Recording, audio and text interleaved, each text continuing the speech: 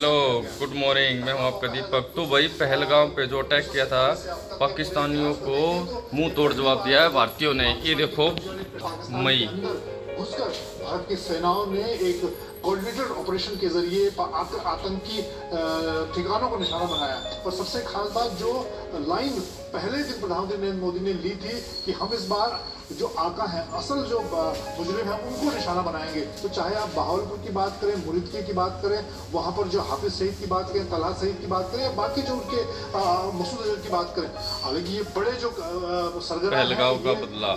जब भारत की तैयारी थी उससे पहले ही ये सुरक्षित जगहों पर शिफ्ट हो गए थे। लेकिन उनके हेडक्वार्टर को पूरी तरह से नेस्तनाबूद करना अपने आप में एक बड़ी मैसेजिंग है कि भारत आतंक के खिलाफ कहीं भी किसी भी हद तक जा सकता है। और सबसे खास बात कि जिस तरह से की छूट इस बार प्रधानमंत्री नरेंद्र मोदी ने, जो युद्ध के हालात होते हैं, आप देखिए कल जिस तरह से पूरे देश में आज मॉक ड्रिल की बात कीजिए, 54 साल के बाद 1971 के बाद मॉक ड्रिल पूरे देश में युद्ध के हालात में जो मॉक ड्रिल की जाती है उसकी घोषणा हुई। वो मॉक ड्रिल भी आज की जाएगी। तो ये सारी चीजें दिखाती हैं कि इस बार भारत ने आतंक के खिलाफ इस मोर्चे, इस बात को युद्ध जैसा युद्ध की तरह लिया और उसी तरह का जवाब भी दिया। जिस तरह से उनके बड़े हेडक्वार्टर जो सालों से, जहां पर 26/11 आतंकी हमले के को ट्रेनिंग दी गई, जहां संसद के आतंकियों को ट्रेनिंग दी गई, उन दोनों बड़े हेडक्वार्टर को, लश्कर और जैश, अगर आप देखें रहता तो पिछले कई सालों में भारत में छोटे बड़े जितने आतंकी हमले हुए हैं वो कहीं ना कहीं इन्हीं दोनों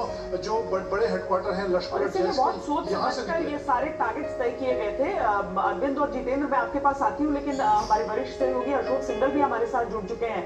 अशोक जी, आपने शांति की कोशिशों का दौर भी देखा है, आपने युद्ध भी देखा है, आपने वाजपेयी जी की वो अमन की आशा भी देखी है, वो बस की यात्रा भी देखी है, उन्हें जाते हुए भी देखा है, और प्रधानमंत्री नरेंद्र मोदी का दौर भी देख रहे हैं, जहां पर एक ऐसा वार किया जाता है जिसके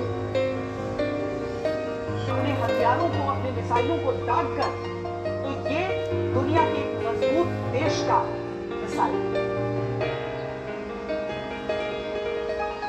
बिल्कुल श्वेता, इसमें कोई दो राय नहीं। और जो कहा वो करके दिखाया। प्रधानमंत्री हो या गृह मंत्री या डिफेंस मिनिस्टर, सबने कहा था उनको बख्शा नहीं जाएगा। उनकी कल्पना से परे जो वो सोच नहीं सकते, उससे ज्यादा उनको उनका नुकसान करना पड़ेगा, उनके खिलाफ एक्शन होगा।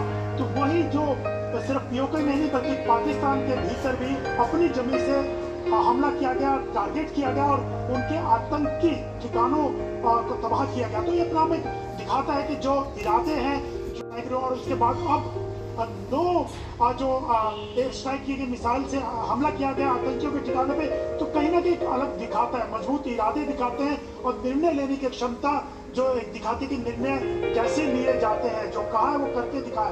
पूरा देश इस बात को लेकर एकजुट था, सबकी उम्मीदें थी, सब कोई चाहता था कि कहीं ना कहीं पाकिस्तान को, आतंकियों को, उनके आकाओं को सबक सिखाना चाहिए। लेकिन पूरी तैयारी के साथ लगातार प्रधानमंत्री मॉनिटर भी कर रहे थे और लगातार बैठके भी कर रहे थे। पहलगाम हमले के बाद से प्रधानमंत्री ने पूरी रणनीति बनाई, सेनाओं के तीनों अध्यक्षों के साथ, राजनाथ सिंह के साथ, एनएसए के साथ। और कल रात जिस ढंग से ये अंजाम दिया गया, एक पूरी दुनिया को एक मैसेज दिया गया कि भारत जो कहता है, ये जो सरकार कहती है वो करके दिखाती है, और करके दिखाया। जो देश की उम्मीदें थी उसके ऊपर खरा। बड़ी खबर इस समय लेते हैं, जहां पर ये हमला हुआ है, भारत ने जहां पर